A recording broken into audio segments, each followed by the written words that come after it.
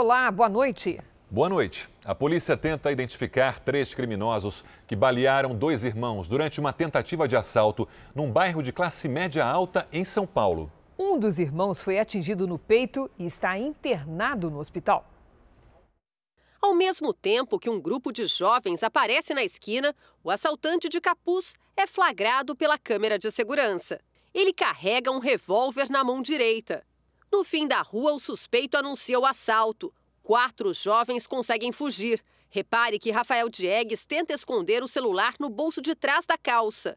O criminoso percebe e tenta roubá-lo. Rafael reage. Um tiro é disparado. O irmão de Rafael, Lucas Diegues, tenta defendê-lo. Eles começam a brigar com o suspeito e caem no chão. Lucas desarma o assaltante e joga o revólver no meio da rua. Os irmãos não imaginavam que mais 2 assaltantes armados iriam aparecer. Eles atiram nas vítimas. Rafael é baleado a queima-roupa. Antes da fuga, um dos criminosos ainda volta para pegar a arma do comparsa. Uns 6 tiros, 7 tiros mais ou menos. Eu achei que era escapamento de moto. Eu não achei que era tiro. O analista financeiro Rafael Diegues acabou atingido no peito. Ele foi transferido de hospital e deve passar por cirurgia. O estado de saúde dele é estável. O irmão dele, o estudante Lucas Diegues, foi baleado no pé e já recebeu alta. Numa mensagem de áudio, ele falou sobre a apreensão da família. A gente não sabe realmente o que vai acontecer com o estado de saúde do Rafael. Estão fazendo uma investigação em cima dos suspeitos. Também por telefone, um dos amigos que estavam no dia do crime contou como tudo aconteceu. Imagina você correndo, disparo sem parar, no escuro, você realmente quer salvar sua própria vida, correndo pela própria vida, literalmente. Os 6 jovens tinham acabado de sair deste bar no final da noite de sábado, no Itaim Bibi, bairro nobre de São Paulo. A polícia investiga se os criminosos estavam do lado de fora, monitorando o movimento e de olho nos celulares e relógios dos clientes. As vítimas caminhavam até uma lanchonete quando foram surpreendidas pelos assaltantes. A polícia investiga se esse veículo que aparece antes do assalto foi usado pelos suspeitos. Veja agora outros destaques do dia. Bolsonaro reafirma que vacina não será obrigatória no Brasil. Vacina russa tem acordo de produção no país. Número de assassinatos volta a crescer no Brasil depois de 2 anos. Como brasileiros na Antártica ficam mais isolados para evitar o coronavírus.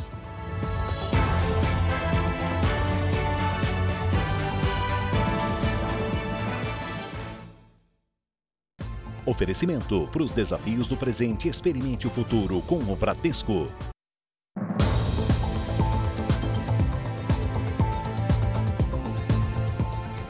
Dois jovens foram baleados e mortos no Rio de Janeiro em um intervalo de apenas 2 dias. Um deles era neto do sambista Neguinho da Beija-Flor. Em casa, a família Andrade se sentia segura. Quando começava a dar alguma coisa, eu pedia, vamos ficar dentro de casa, não vamos sair. Aí o que acontece? Dentro de casa. Caio Gomes Soares, de 23 anos, tinha acabado de acordar quando foi atingido por uma bala perdida dentro do quarto. Do lado de fora, acontecia um tiroteio no Morro da Coroa, região central do Rio.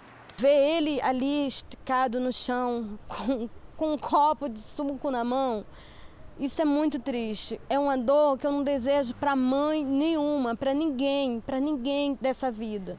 Caio era formado em educação física, dava aula para idosos. A Polícia Militar informou que um confronto aconteceu na comunidade depois de uma equipe ter sido atacada por homens armados.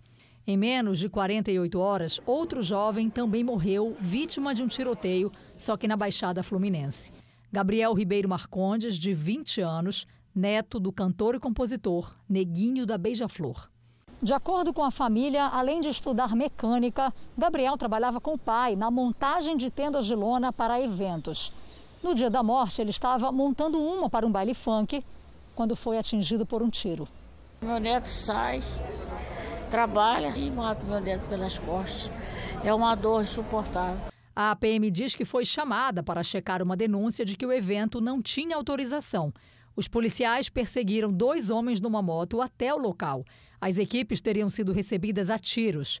Além de Gabriel, outras 2 pessoas morreram. No Rio de Janeiro, você não pode mais dizer que aquele determinado lugar, né? É o Rio de Janeiro inteiro, até no interior do estado, a violência já chegou.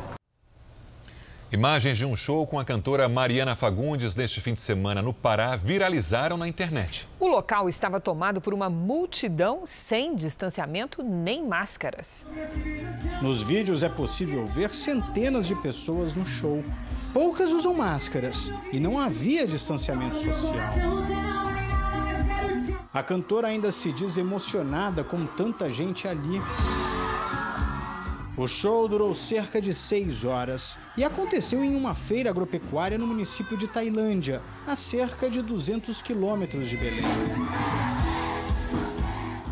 Em nota, a assessoria de Mariana Fagundes disse que esse foi o primeiro show da cantora depois de quase 8 meses de isolamento. Também por nota, a organização da feira informou que o evento seguiu todas as normas estipuladas em um decreto municipal. Procuramos representantes da prefeitura e recebemos a informação de que todo o controle sanitário foi respeitado, como a medição de temperatura na entrada da feira, distribuição de álcool gel e máscaras e que havia até um helicóptero com UTI à disposição, caso fosse necessário. A cantora Mariana Fagundes voltou a se pronunciar. Disse que só aceitou fazer o show em Tailândia porque eventos desse tipo são permitidos na cidade, que ela sempre respeitou as medidas de segurança e criticou o fato de vários outros setores já terem voltado às atividades, enquanto o entretenimento ainda passa por restrições do isolamento social. Nos primeiros 6 meses de 2020, os policiais mataram e morreram mais em comparação com o mesmo período do ano passado. E as mortes violentas que vinham caindo nos últimos anos voltaram a crescer. Os números estão no Anuário da Violência, divulgado hoje. Foi na casa da família, na região metropolitana de Goiânia, que os 2 filhos de Eligá, de 18 e 21 anos, foram mortos num suposto confronto com a polícia. Os PMs foram denunciados e respondem na justiça. Eu não quero ficar mais aqui não, entendeu? Não faço nem questão de ficar mais nessa casa. Porque lembra tudo, né? Lembra tudo, né? Dos meninos, né? Do quadro Caleb, do Vitor, entendeu? No primeiro semestre de 2020, quase 3.200 pessoas foram mortas em ações policiais no Brasil. Crescimento de 6% em comparação com o mesmo período do ano passado. O número de policiais assassinados também teve aumento de quase 20%. Foram 110. Os dados são do Anuário de Segurança Pública. O levantamento apontou ainda que o número de mortes violentas intencionais cresceu 7% no Brasil em relação ao primeiro semestre do ano passado. Foram mais de 25.500 registros. Em média, uma pessoa é assassinada no país a cada 10 minutos. A alta interrompe uma tendência de queda dos 2 últimos anos. Em 2019, foram quase 48 mil mortes, quase 18% a menos que no ano anterior. Crimes contra o patrimônio tiveram redução. O roubo a pedestres caiu 34%. Nos comércios, menos de 20%. No caso de veículos, a queda foi de pouco mais de 20%. Para o pesquisador, a pandemia pode explicar os números. Grandes espaços urbanos centrais, onde a grande circulação faz com que haja grandes oportunidades, né, para o cometimento desses crimes patrimoniais, acaba implicando, então, numa redução desses crimes também. Nas redes sociais do Jornal da Record, você fica sabendo quais são os estados com mais vítimas de homicídio no primeiro semestre deste ano. O governador afastado do Rio, Wilson Witzel, apresentou agora há pouco a defesa dele no processo de impeachment. O documento foi encaminhado ao Tribunal Misto, formado por desembargadores e deputados estaduais. A Renata Loures traz as informações ao vivo. Renata, boa noite. Oi, Sérgio. Muito boa noite para você, boa noite também para quem acompanha a gente. Wilson Witzel confirmou a entrega da defesa por meio de uma rede social. Ele voltou a dizer que sofre de perseguição política e disse que no documento está a verdade que ainda não foi ouvida. O próximo passo é uma análise por parte do relator do tribunal, que tem até 10 dias para apresentar um parecer. Na sequência, deve acontecer outra votação para definir se o processo de impeachment segue ou não. Wilson Witzel é acusado de corrupção por supostos desvios de recursos na área da saúde. Cris, Sérgio. Obrigado, Renata. Com a pandemia do coronavírus, trabalhadores tiveram um contrato de trabalho suspenso e redução da jornada. A chegada do fim do ano lança dúvidas sobre quanto vai ser pago no 13º salário. Os pagamentos do FGTS, INSS e férias também têm mudanças. Aponte a câmera do seu celular para o QR Code na tela e saiba quais são elas. A produção de tortas nesta fábrica não parou durante a pandemia. E o pagamento do 13º salário está garantido para o final do ano. Já está programado. Vai cair as 2 parcelas certinho. Mário entrou na empresa em julho e já sabe o que vai fazer com o benefício. Eu pretendo fazer uma reforminha no meu apartamento, né? E procurar investir um pouco. Planos que Nanda ainda não pode fazer. Há 6 meses, a professora de educação física teve o contrato suspenso nas 2 academias onde trabalha. Com uma queda de 70% na renda, ela teve de se reinventar com aulas online. Agora, a professora tem dúvidas sobre o 13º. Eu não tenho ideia como vai ser. Se o meu contrato foi suspenso, então não contabilizou esses meses. Penso eu, né? Não sei. O 13º salário é uma gratificação natalina e só vai ser pago de forma integral àqueles que trabalharam durante os 12 meses do ano. Funcionários que tiveram o contrato suspenso por causa da pandemia vão receber de forma proporcional. O que importa é, trabalhou mais do que 15 dias, contabiliza. Trabalhou menos, não contabiliza. Ficou suspenso por 6 meses, não contabiliza os 6 meses para o 13º. Débora também teve o contrato suspenso porque o salão de beleza onde trabalha ficou fechado. Quando voltou à ativa, a carga horária foi reduzida. Fica a dúvida, trabalhando menos, tem direito ao benefício?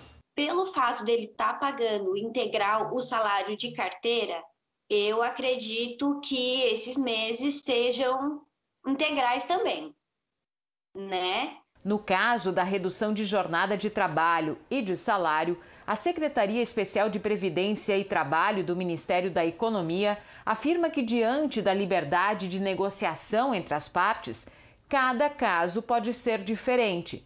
Vai depender do acordo feito. E que a Secretaria está em contato com a Procuradoria-Geral da Fazenda Nacional para que haja uma orientação uniforme sobre o tema.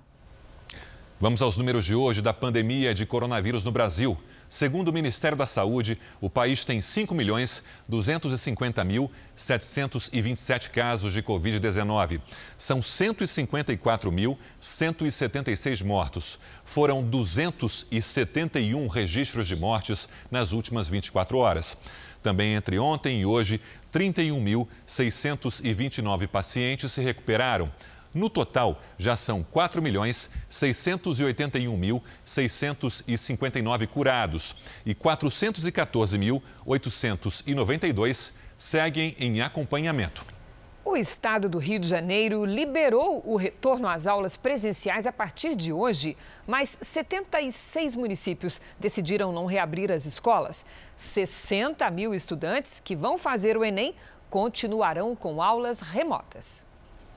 As aulas voltaram em 16 das 92 cidades do estado. O retorno é para os alunos do 3º ano do ensino médio, que vão prestar o Enem. Já em Campo Grande, Mato Grosso do Sul, 63 mil estudantes da rede particular voltaram à escola, mas as salas só poderão receber 30% dos estudantes e devem manter as regras de segurança sanitária. Em Curitiba, Paraná, a reabertura das escolas prevista para hoje foi adiada para a próxima quarta-feira. Veja daqui a pouco, promotor de justiça perde quase R$30 mil em golpe do Pix. E também pedida a prisão temporária de empresário que atropelou e matou uma idosa em São Paulo.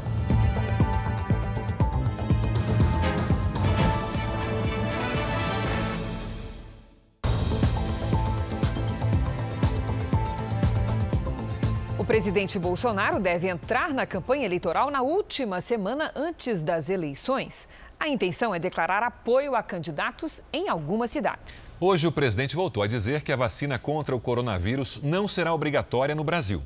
O presidente começou a semana falando a integrantes da Liga Árabe. Bolsonaro exaltou a parceria comercial entre os países. O Brasil exporta ampla gama de mercadorias para todos os 22 países membros da Liga Árabe, com destaque para os produtos do agronegócio.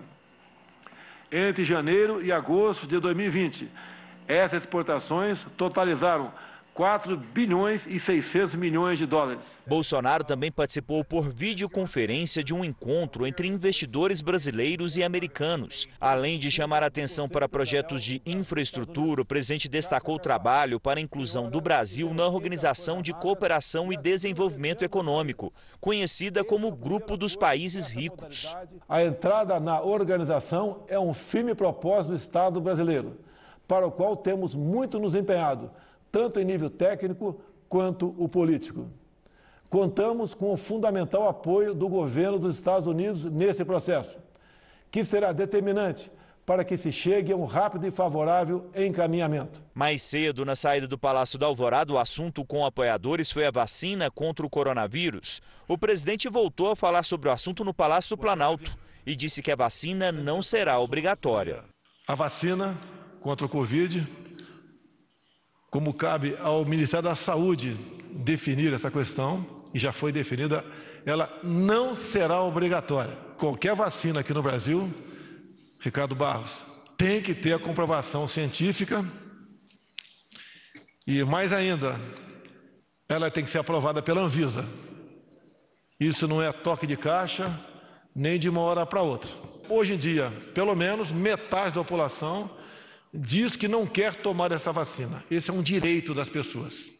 Ninguém pode, em hipótese alguma, obrigá-las a tomar essa vacina. Então, o governo federal, repito e termino, não obrigará ninguém a tomar essa vacina.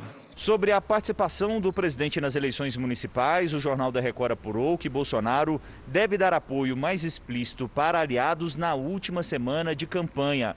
Uma das ferramentas que serão usadas é a live semanal nas redes sociais. A tendência é que o presidente participe da disputa nas cidades onde exista claramente apenas um candidato bolsonarista. São 550 mil candidatos no Brasil, tá? O negócio é bom, hein? Presidente Fábio Tem muita gente usando, tem bons candidatos usando meu nome, outros nem tanto. Outros não querem usar de forma nenhuma, sem problema. E agora à noite, o presidente Bolsonaro participou do anúncio do resultado dos ensaios com o medicamento nitazoxanida no combate à Covid-19. Vamos a Brasília com o nosso colega Luiz Fara Monteiro. Boa noite, Fara. Oi, Cris, boa noite a todos. Entre as mais de 2.000 substâncias analisadas, a nitazoxanida apresentou 94% de capacidade para inibir a doença. Esse estudo é do Laboratório Nacional de Biociência e contou com 500 voluntários, incluindo o ministro Marcos Pontes. Ele ressaltou que a substância tem baixo custo e não apresenta efeitos colaterais sérios para pacientes em estágio inicial da doença. O medicamento diminui a capacidade de contágio e a probabilidade dos sintomas se agravarem, de acordo com o ministro. Marcos Pontes lembrou ainda que o uso do medicamento não é preventivo. Já o ministro da Saúde, Eduardo Pazuello, não participou da cerimônia. Ele teve uma indisposição, recebeu atendimento médico e, segundo assessores do Planalto, já está em casa. De Brasília, Luiz Fara Monteiro. Obrigada, Fara. Vamos continuar em Brasília porque o ministro da Economia, Paulo Guedes, recebeu o conselheiro de segurança dos Estados Unidos, Robert O'Brien. Guedes também assinou documentos de um acordo comercial entre os dois países. Quem tem as informações é o repórter Clébio Cavagnoli. Boa noite, Clébio. Boa noite a você, Cristina, ao Sérgio e a todos. O pacote faz parte do Acordo de Comércio e Cooperação Econômica para melhorar regras comerciais que irão facilitar os negócios entre o Brasil e os Estados Unidos. Além de receber autoridades norte-americanas, o ministro participou também de encontro da Câmara de Comércio dos Estados Unidos. Paulo Guedes afirmou que, em breve, será selado um acordo para evitar dupla taxação no comércio bilateral e nos investimentos. Isso irá melhorar o ambiente de negócios entre os dois países. De Brasília, Clébio Cavagnoli. Obrigada, Clébio. Veja em instantes, temporal provoca estragos e alagamentos em São Paulo. E também, mulher perde R$500 mil no golpe do falso romance.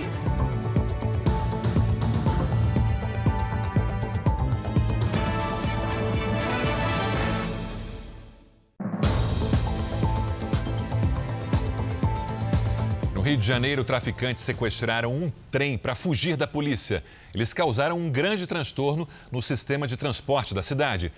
Pelo menos 10 criminosos invadiram a linha férrea e renderam 2 maquinistas que levavam uma composição vazia para fazer vistoria. Os criminosos andaram por 2 quilômetros, desembarcaram na estação seguinte e fugiram. A circulação dos trens chegou a ficar suspensa por 4 horas. O sequestro aconteceu após um confronto entre PMs e traficantes na comunidade do Jacarezinho, na Zona Norte.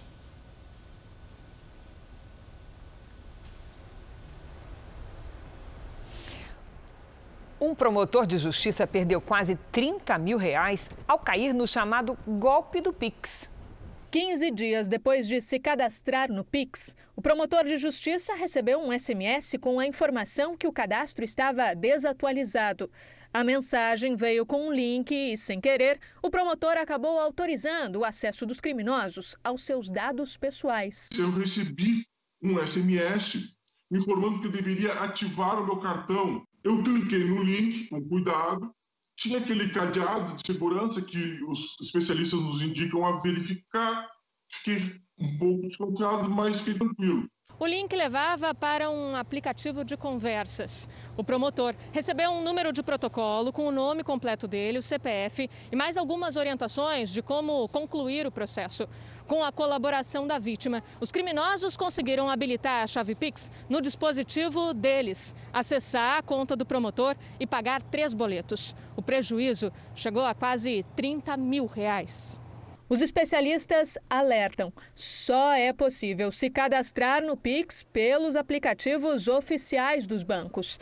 E esse registro não é obrigatório. Os bancos que auxiliam a fazer esse cadastro, eles possuem um passo a passo de como tu faz no site oficial.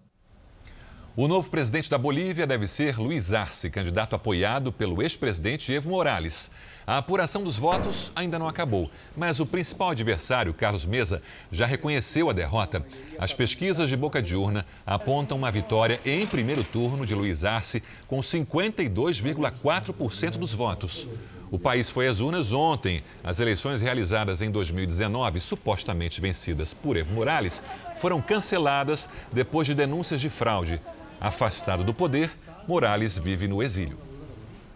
Vamos agora com a opinião do jornalista Augusto Nunes. Boa noite, Augusto. Boa noite, Cristina, Sérgio. Boa noite a você que nos acompanha.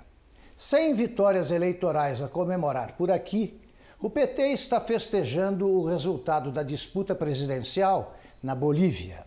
Um ano depois de livrar-se de Evo Morales, afastado da chefia do governo, por tentar garantir a reeleição com fraudes descaradas, a maioria do eleitorado optou neste domingo pelo candidato Luiz Arce, apadrinhado pelo ex-presidente ainda no exílio.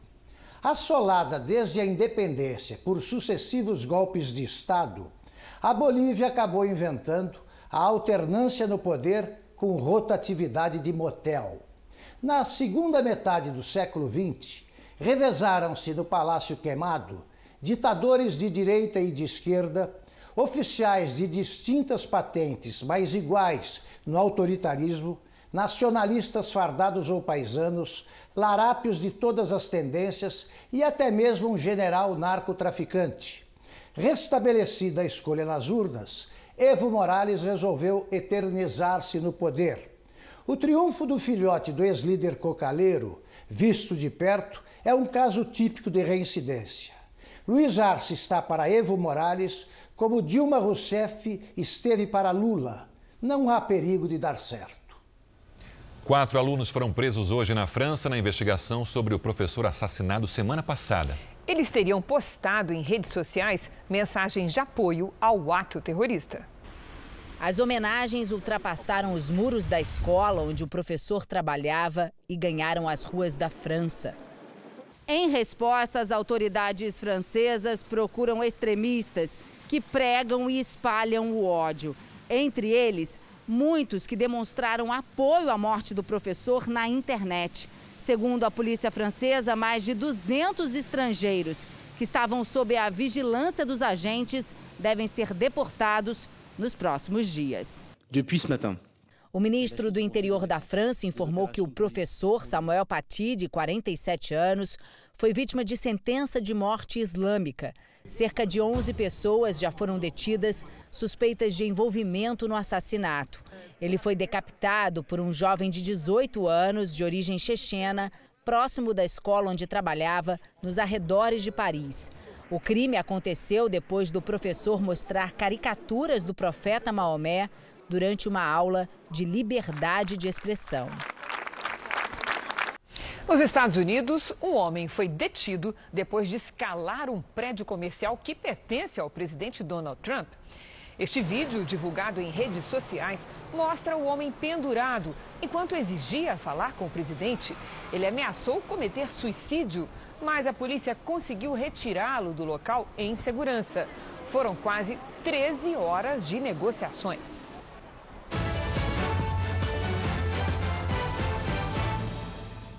Em um telefonema com sua equipe de campanha, o presidente Donald Trump afirmou que o infectologista-chefe da Casa Branca é um desastre e que os americanos estão cansados de ouvi-lo. Depois que o áudio foi vazado pela imprensa, Donald Trump disse que o Dr. Anthony Fauci toma decisões ruins em relação à pandemia e citou a recomendação dada há algum tempo para que máscaras não fossem usadas. O presidente fez 2 comícios hoje. O adversário Joe Biden não teve compromissos públicos. A Europa segue no combate à segunda onda de infecções pelo coronavírus. O primeiro-ministro da Itália anunciou novas medidas para conter a expansão da Covid-19. Bares e restaurantes terão restrições após as 6 da tarde. Os eventos com muitas pessoas estão proibidos. Somente hoje, quase 12 mil pessoas foram infectadas e já são 5 dias consecutivos de recordes de casos em todo o país. Já em Portugal, o governo confirmou 100 mil casos ativos da doença. Na Alemanha, depois de 6 dias, houve uma redução no número de infectados. Israel recebeu hoje o primeiro voo comercial dos Emirados Árabes Unidos depois de um acordo entre os países. O avião da Etihad Airways pousou no aeroporto Ben Gurion, em Israel. Foi no mesmo dia em que o gabinete dos Emirados Árabes aprovou formalmente o Tratado de Paz com o país judeu, mediado pelos Estados Unidos. Amanhã, o primeiro-ministro israelense Benjamin Netanyahu receberá pela primeira vez uma delegação dos Emirados para assinar outro documento importante que vai possibilitar 28 voos semanais com saídas de Tel Aviv para Dubai e Abu Dhabi e a mesma quantidade de voos chegando das cidades árabes a Israel. Netanyahu disse que esse tratado trará prosperidade econômica e uma paz real entre os povos. No domingo, Israel e o Bahrein, outro país do Golfo Pérsico, também assinaram um comunicado conjunto para formalizar as relações diplomáticas. E um novo acordo pode estar a caminho. O Sudão, país árabe no norte da África, deve assinar um pacto de paz com Israel nos próximos dias. Seria o terceiro do tipo em menos de 3 meses. As milícias já controlam mais da metade da capital e da região metropolitana do Rio de Janeiro. Uma pesquisa mostra que os grupos armados dominam o mercado imobiliário e o transporte de 2 milhões de cariocas. Ela caminha sem ter para onde ir. Perdeu a casa depois de cobrar dos milicianos a regularização do imóvel. Derrubaram o portão, vieram com barra de ferro, madeira. Eles falavam que iam me matar, que não queriam eu mais na casa. Histórias parecidas ajudaram pesquisadores a mapear as áreas controladas pelo crime no Rio de Janeiro. 38 mil denúncias revelaram até onde a milícia já chegou. Segundo o estudo, os paramilitares controlam quase 60% da capital do Rio de Janeiro. Uma área 4 vezes maior que a do tráfico de drogas. São mais de 2 milhões de cariocas vivendo sob o domínio de milicianos. Há 20 anos, os grupos formados por policiais e ex-agentes públicos dominaram regiões cobrando por serviços de segurança. Hoje, controlam o mercado imobiliário, o transporte de vans, serviços de internet e TV a cabo. Alguns já são sócios de traficantes de drogas. O combate à milícia entrou na lista de prioridades da política de segurança no Estado. A ideia é estabelecer um ranking, ganhará mais pontos quem solucionar crimes envolvendo esses grupos. As autoridades querem estimular o aumento da produtividade dos policiais. E se não houver um investimento na estrutura para combate a esse tipo de organização criminosa, quer que seja tráfico de entorpecente, quer que seja de milícias, esse esforço, muitas das vezes, ele passa a ser efetivo dentro de um tempo e ele se perde ao longo do processo. A dona de casa, que hoje não tem para onde ir, espera por um lugar seguro. Eu estou tentando viver, né? Eu tenho vontade de ir embora desse estado, mas eu não tenho condição. A polícia do Amazonas prendeu um dos criminosos mais procurados do país. O curioso é que o traficante fazia cirurgias plásticas para não ser reconhecido. Lennon Oliveira do Carmo estava em prisão domiciliar quando fugiu em 2018. Ele tem condenações que chegam a 60 anos de prisão e desde então estava sumido. O traficante foi preso na casa de praia dele, na região metropolitana de Fortaleza. E ao abordar o suspeito, os policiais tiveram dificuldade em reconhecê-lo. Não parecia a mesma pessoa que fugiu do Amazonas 2 anos atrás. O maxilar mais quadrado e as orelhas menores são resultado de várias cirurgias plásticas e intervenções estéticas para mudar o rosto e enganar a polícia. Além da aparência, o traficante usava uma nova identidade. Em Fortaleza, vivia como milionário. Ele estava residindo em Fortaleza com a família, numa casa alugada, construindo uma outra casa. Tinha construído aqui um complexo de lazer para os traficantes ali na área do Puraquequara. E agora ele está à disposição da Polícia da Justiça do Ceará, aguardando ser recambiado para Manaus. Além de comandar uma facção que atua no Rio de Janeiro e no Amazonas, Lennon é suspeito de envolvimento na chacina que matou 56 detentos no complexo penitenciário Anísio Jobim, em Manaus, em 2017. A polícia do litoral de São Paulo investiga uma quadrilha que assalta apartamentos na região. Em 10 dias, foram pelo menos 5 prédios de luxo invadidos pelo grupo. Os jovens que brincam com a bola no elevador parecem moradores, mas tinham acabado de furtar um apartamento em Guarujá, litoral de São Paulo. Essas outras imagens mostram o momento que entram no prédio. Logo em seguida, aparecem outros 2 assaltantes que ficam irritados com a demora do porteiro para liberar a entrada. Nesse outro condomínio, em Praia Grande, o criminoso tira a selfie no elevador e foge com o roupão da vítima e o cofre dentro da sacola. Como os crimes aconteceram em cidades diferentes, cada um foi registrado em uma delegacia. Mas a polícia não descarta que seja a mesma quadrilha que tenha invadido pelo menos 5 apartamentos aqui no litoral de São Paulo em 10 dias, para furtar dinheiro, joias e objetos pessoais. Primeiro, verificar se de fato tais crimes foram praticados pelas mesmas pessoas e se existe aí uma formação de bando ou quadrilha especializada nessa atuação aqui na Baixada Santista. Seriam 5 criminosos, entre eles uma mulher. É ela quem entra primeiro nesse condomínio e volta para buscar o parceiro. Eles invadem um apartamento e saem com a mochila da vítima cheia de objetos. Na esquina, com um terceiro integrante, comemoram o furto. Eu tive um prejuízo aí em torno de 100 a 120 mil reais. Tem uma filha pequena que acorda de madrugada com medo, você se sente inseguro, se sente exposto. A chuva dos últimos dias está ajudando a controlar a pior queimada no Pantanal em mais de 20 anos. No estado de Mato Grosso do Sul, os focos de incêndio foram reduzidos em 80%. Esta é a imagem da Serra do Amolar hoje, depois da chuva do fim de semana. Do alto quase não se vêem mais focos de incêndio. Mas no pé da serra, brigadistas do Ibama continuam combatendo o fogo que persiste em alguns pontos. A região do Amolar, próxima à divisa com o estado de Mato Grosso, é considerada a área mais preservada do Pantanal. Foram quase 2 meses de incêndios por aqui. Antes da chuva, a cidade de Corumbá foi tomada por uma tempestade de poeira e fuligem. Hoje, parte das tropas foi desmobilizada. A previsão é de mais chuva no Pantanal ao longo desta semana. Um alívio na região que enfrentou este ano a pior estiagem em 5 décadas. Agora, para aliviar as queimadas nas próximas estações secas, o Instituto de Meio Ambiente de Mato Grosso do Sul estuda a criação de uma brigada fixa e permanente. Essas brigadas, elas possuem 2 objetivos estratégicos. Primeiro, trabalhar na prevenção. E o segundo é, caso eles surjam, eles combatam de forma imediata. Um programa de recuperação ambiental vai usar drones para espalhar sementes em florestas atingidas por incêndios na Austrália. O projeto tem um investimento equivalente a mais de R$1 bilhão. Os drones irão lançar sementes de eucalipto em áreas que foram queimadas e, assim, recuperar a principal fonte de alimento dos koalas. A espécie foi uma das mais prejudicadas pelo fogo no país. O objetivo principal é plantar mais de 40 mil sementes por dia. Uma mulher começou um relacionamento com um suposto piloto de avião.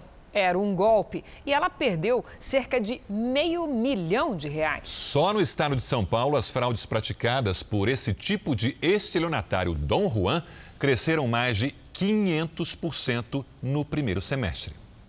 Divorciada e desempregada, esta mulher de 50 anos acreditou em um novo relacionamento. Em um aplicativo de encontros, o homem se apresentou como um piloto americano. Não demorou para receber juras de amor e promessas de uma vida juntos no Brasil. Mas ao longo de 7 meses de relacionamento virtual, os pedidos de depósitos eram constantes. Eu confiava nele. Cada hora era o dinheiro que tinha que pagar uma multa, outra hora era um documento que vinha lá do exterior. Depois, o homem, que ainda parecia dos sonhos, disse que foi preso quando tentava entrar no Brasil para vê-la e que precisava pagar fiança. O valor que estaria sendo cobrado pela Polícia Federal passava dos R$100 mil. E mesmo assim, a vítima não desconfiou. Agora eu vejo que eu fui burra. Após meu divórcio, tudo que sobrou da partilha, eu estava economizando para o futuro da minha filha. Foram mais de 10 depósitos em diferentes contas, totalizando R$500 mil. O romance virou caso de polícia quando a mulher procurou um advogado para tentar ajudar o suposto namorado. Foi aí que ela descobriu que se tratava de um golpe e que ela era mais uma vítima do chamado estelionato sentimental. O golpe é comum e faz das mulheres as principais vítimas. Segundo dados obtidos pela Lei de Acesso à Informação, só no estado de São Paulo, os golpes envolvendo aplicativos de mensagem e relacionamento cresceram mais de 500% em relação ao primeiro semestre do ano passado. Para este delegado especializado em crimes cibernéticos, o dinheiro é usado para financiar organizações criminosas. Não é comum pessoas que praticam esse tipo de crime sozinhas. E muitas vezes esses recursos são direcionados a essas organizações que possuem esse objetivo de obter dinheiro de vítimas que muitas vezes passam por um problema, um período de carência emocional. Quando começar com esse negócio de tô te enviando um presente, cai fora. A polícia de São Paulo pediu a prisão temporária do empresário que atropelou uma mulher com um carro de luxo e fugiu. As câmeras de segurança registraram o momento em que o veículo passou em alta velocidade segundos antes do acidente. Repare que o carro muda de faixa. Testemunhas disseram que ele tentou ultrapassar pela direita e atingiu a vítima que atravessava a rua. Áurea Bergamasco tinha 66 anos. Bateu, já foi embora. O motorista é um empresário e fugiu sem prestar socorro. Câmeras de vigilância também o flagraram rodando pelas ruas do bairro à procura de um local para abandonar o carro. Pouco depois, ele e a namorada deixaram o veículo esportivo e foram embora num carro de aplicativo. O modelo de luxo, avaliado em R$350 mil, foi encontrado pelos PMs com a frente amassada. Parte da pintura saiu com o impacto do atropelamento. A vítima, que era cuidadora de idosos, tinha acabado de sair do trabalho. Estava trabalhando para tentar melhorar a vida dela aí. No fim da tarde, o motorista se entregou nesta delegacia, mas o empresário entrou pela porta de trás para evitar a imprensa. A defesa disse que ele não estava em alta velocidade, versão contestada pela polícia. Ele alega que não teve culpa exclusivamente, que a vítima fez um movimento de atravessar a rua inesperado e ele atropelou a vítima, que não estaria nem embriagado, nem em velocidade incompatível com o local. Não é o que mostram as imagens? Não, não é o que mostram as imagens. Nós estamos convencidos de que ele agiu com extremo descuido, de uma forma que faz a gente presumir que ele assumiu o risco da morte que efetivamente causou. A polícia já pediu a prisão temporária do empresário. Veja a seguir, vacina russa contra o coronavírus já tem acordo de produção no Brasil? E também como os pesquisadores brasileiros na Antártica estão fazendo para manter o continente longe do coronavírus.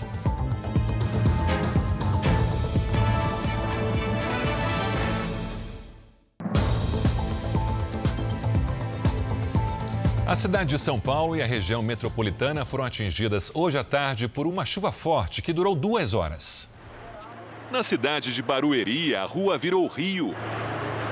A força da enxurrada derrubou 2 motos. Avenidas de Carapicuíba e Osasco também alagaram. Carros ficaram debaixo d'água. Estas 2 mulheres caminharam na enchente com o nível da água quase na cintura. Na capital paulista, parte da Zona Sul, a região central e a norte ficaram em estado de atenção. Pelo menos 10 árvores caíram. Algumas afetaram a rede elétrica. Vários bairros ficaram sem luz. A semana começa com chuva forte em São Paulo, Mato Grosso, Goiás e no Distrito Federal. Será que essa chuva continua? Vamos saber com Lidiane Sayuri. Boa noite, Lid. Boa noite, Cris. Não só continua, como vai apertar também, viu? Boa noite para todo mundo que nos acompanha. Isso acontece por causa do encontro entre os ventos quentes e úmidos com uma circulação de ar no interior do país. Tem alerta para raios, granizo e alagamentos entre São Paulo e Goiás. No sul, uma frente fria avança muito afastada no oceano. É por isso que não chove entre o Rio Grande do Sul e Santa Catarina. Tempo firme também no Nordeste, Tocantins e Pará. Nos outros estados do norte, chove apenas em algumas cidades. E justamente por causa dessa chuva mal distribuída que fez o nível do Rio Madeira atingir sua segunda pior marca histórica, com 1,68 m em Porto Velho, Rondônia. O mínimo para navegação são 4 metros. Amanhã, em Cuiabá, a máxima deve chegar aos 36 graus e até 29 em Curitiba. Atenção, capitais. Rio de Janeiro, São Paulo, Goiânia e Belo Horizonte. A chuva pode ser bem forte, com máximas de 32, 28, 29 e 23 graus. Cris? Começou a chuvarada, Lídia. Sim. Obrigada, até amanhã. Lideranças sindicais e empresariais marcaram para amanhã em Brasília manifestação a favor da derrubada do veto presidencial à desoneração da folha de pagamento. Os setores que podem perder o benefício são responsáveis por mais de 6 milhões de empregos. A concentração vai ser no Ministério da Economia, de onde os manifestantes vão partir em caminhada até a Praça dos Três Poderes. As lideranças sindicais e empresariais querem mostrar aos parlamentares a importância da derrubada do veto do presidente Jair Bolsonaro à prorrogação por mais um ano da desoneração da folha salarial aprovada pelo Congresso. O benefício atende a 17 dos setores da economia que mais empregam no país. A maioria dos parlamentares é a favor da derrubada do veto, mas o governo tem conseguido adiar a votação. O Planalto alega que não há previsão no orçamento. Já os empresários consideram que o fim da desoneração vai prejudicar segmentos da economia brasileira responsáveis por 6 milhões de empregos. Com a manutenção do veto, a partir de janeiro do ano que vem, as empresas voltariam a pagar todos os tributos que incidem na folha de pagamento e que acabam inviabilizando a geração de novos empregos dentro de um cenário de incerteza econômica. A BIT entende que é crítico, que nós não podemos esperar mais por esta derrubada para criar um ambiente mais previsível para as empresas e para a manutenção e geração de postos de trabalho. Nós não podemos ter a desoneração não prorrogada por mais um ano, sob o risco de apagão em telecomunicações em alguns locais, sob o risco de demissão de até 500 mil trabalhadores, entre os quais call center, tecnologia da informação e comunicação e infraestrutura de redes. No Congresso, muitos defendem que não é possível adiar ainda mais essa discussão e, por isso, apoiam a manifestação marcada para amanhã. Tudo isso para reafirmar ao governo e ao Congresso a necessidade total de, no próximo dia 4 de novembro, o Congresso derrubar esse veto. Uma vacina contra a Covid-19 desenvolvida pela Rússia deve ser produzida em larga escala no Brasil a partir de dezembro. A farmacêutica União Química, com sede em São Paulo, será a responsável. A vacina está na fase 3 de testes com 40 mil voluntários. Aqui no Brasil, Paraná e Bahia firmaram um acordo com o governo russo para fazer os ensaios clínicos, que contam com mais de 10 mil pessoas. Até agora, segundo a Anvisa, ainda não há pedido de registro dessa vacina. Outra vacina a ser produzida no Brasil é a Coronavac, da China. A fabricação será feita pelo Instituto Butantan. Ela também está na última fase de testes. 50 mil chineses participaram das pesquisas, que agora contam com 9 mil voluntários brasileiros. Hoje, o governo de São Paulo afirmou que a Coronavac tem menos efeitos colaterais do que as outras vacinas em teste, mas não fixou data para vacinação. Só um continente permanece intocado pela Covid-19, é a Antártida. E por isso, militares brasileiros baseados lá permanecem completamente isolados. Isso há um ano. Veja na reportagem. Do lado de fora, um dia de primavera, 4 graus negativos. Calor, num continente que já registrou o recorde de menos 93,2 graus centígrados. A diferença entre quem está em isolamento social em casa e os moradores da Antártida é que eles lá foram treinados para isso. A gente chegou em novembro de 2019 e a gente vai sair agora em dezembro de 2020. Agora, como é que é a sensação de estar aqui isolado? Assim, é um pouco diferente do que o pessoal sente agora com o isolamento, porque nós fomos preparados para isso, né? Então, a gente teve toda uma preparação psicológica, preparação física. Então, a gente sabia onde estava pisando. Os militares da Marinha, que hoje servem na base Comandante Ferraz, na Ilha do Rei Jorge, a mais de 5 mil quilômetros de Brasília e a 3 mil do Polo Sul, chegaram lá 4 meses antes da pandemia começar. Desde então, a única preocupação foi com o desembarque das provisões, que caíram de paraquedas. Durante o inverno, recebemos material que são lançados por paraquedas, através da FAB, né? Esse foi o único contato que eu tive com material no meio externo. E esse material foi tudo esterilizado no Brasil, passou por todo um procedimento e nós aqui também estabelecemos um procedimento de desinfecção. Pesquisadores brasileiros que deveriam chegar em outubro, depois do inverno que congela tudo na região, não vão mais embarcar. É uma medida para evitar que o coronavírus chegue na Antártida. O continente tem cerca de 1.000 habitantes, que representam os países que fazem pesquisa ou têm pretensões territoriais. Afinal, a estimativa é de que a Antártida tenha reservas de petróleo de 200 bilhões de barris. Mas um tratado proíbe a exploração. Mesmo sem a presença de pesquisadores, os militares brasileiros trabalham na manutenção dos aparelhos que monitoram o clima. As frentes frias que atingem o Brasil vêm quase todas do continente antártico. É um trabalho essencial para a previsão do tempo. A gente controla daqui, a gente ajuda na pesquisa. Então, querendo ou não, está acontecendo pesquisa sim, mas não com a presença de pesquisadores aqui. A equipe do Programa Antártico Brasileiro será trocada dentro de 2 meses. Até lá, o grupo de 16 militares vive em isolamento total. Contato com os vizinhos do Peru e da Polônia só virtual. Aí com a família está liberado a qualquer hora do dia, por causa de um comandante boa praça. Eu, como chefe aqui, eu não fico estabelecendo regras, só vai entrar em contato no horário tal, cumprir expediente X, não. O horário que for necessário para entrar em contato com a família, conversar com a família, o pessoal está liberado. Sérgio, menos 93, encara? Ainda bem que tem gente que gosta, Cris.